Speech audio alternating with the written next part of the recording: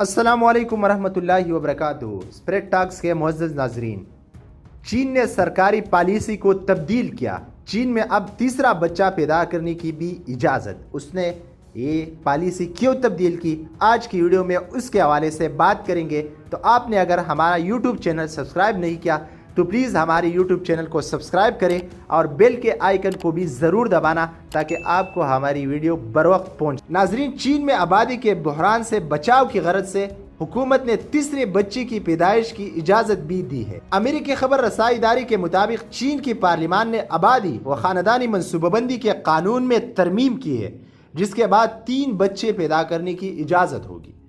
6 سال قبل سن 2015 میں حکومت نے پہلی مرتبہ ایک بچہ پی خاندان کی سرکاری پالیسی ختم کرنے کا اعلان کیا تھا، جس کے بعد چینی جوڑوں کو اجازت دی تھی کہ وہ دوسرا بچہ بھی پیدا کر سکتے۔ نیشنل پیپلز کانگریس کی قائمہ کمیٹی کے جمعے کو ہونے والے اجلاس میں پیدائش کی پالیسی کی خلاف ورزی پر عائد جرمانہ منسوخ کر دیا گیا، جبکہ نومولود بچوں کے والدین کے لیے اضافی چھٹیوں اور بچوں کی صحت کے لیے مختص وسائل میں اضافے کا بھی کہا گیا ہے۔ منصوبہ بندی سے متعلق قانون میں متعارف ترمیم میں کہا گیا ہے کہ فیملیز کا بوجھ کم کرنے کے لیے ٹیکس، سکولنگ، ہاؤسنگ اور کام کے مواقع متعارف کرنے کے لیے نئی اقدامات کی جائیں گے۔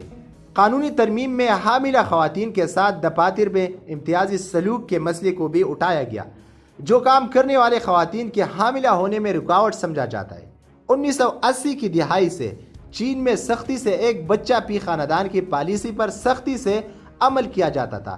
خلاف ورزی کرنے والوں پر جرمانہ عائد کیا جاتا تھا یا نوکری سے نکالنے کی دھمکی دی جاتی تھی۔ اس پالیسی نے اکثر خواتین کو اسقاط حمل پر بھی مجبور کیا۔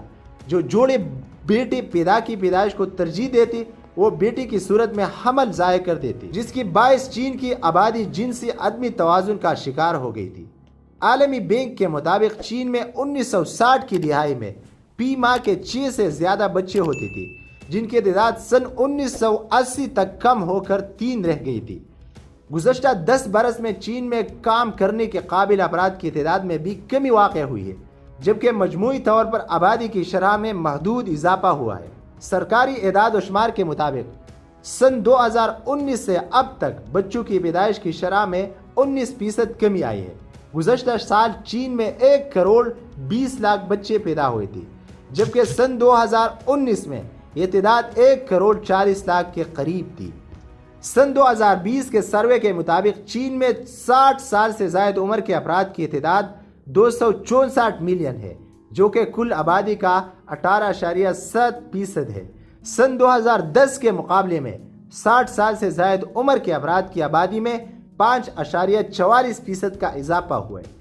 کام کے قابل افراد کی آبادی کم ہو کر 63.3% رہ گئی، جو 10 سال پہلے تک کل آبادی کا 70.1% تھا۔ پی خاندان 2 بچوں کی پالیسی سے ابتدائی طور پر بچوں کی پیدائشوں میں اضافہ دیکھنے میں آیا تھا۔ اکثر خواتین کے فیملی پلاننگ کے فیصلے سے مجموعی شرح پیدائش میں کمی واقع ہوئی ہے۔ جاپان اور جرمنی جیسی امیر ممالک کو بھی آبادیاتی مسائل کا سامنا ہے، جہاں کام کرنے والوں کی تعداد میں کمی کے باعث عمر رسیدہ افراد مشکلات سے دوچار ہے۔ ناظرین، اگر آپ دنیا سے اپنے آپ کو باخبر رکھنا چاہتے ہیں تو پلیز آپ ہمارے یوٹیوب چینل اسپریڈ ٹاک کو سبسکرائب کرنا مت بھولیں۔ جزاکم اللہ۔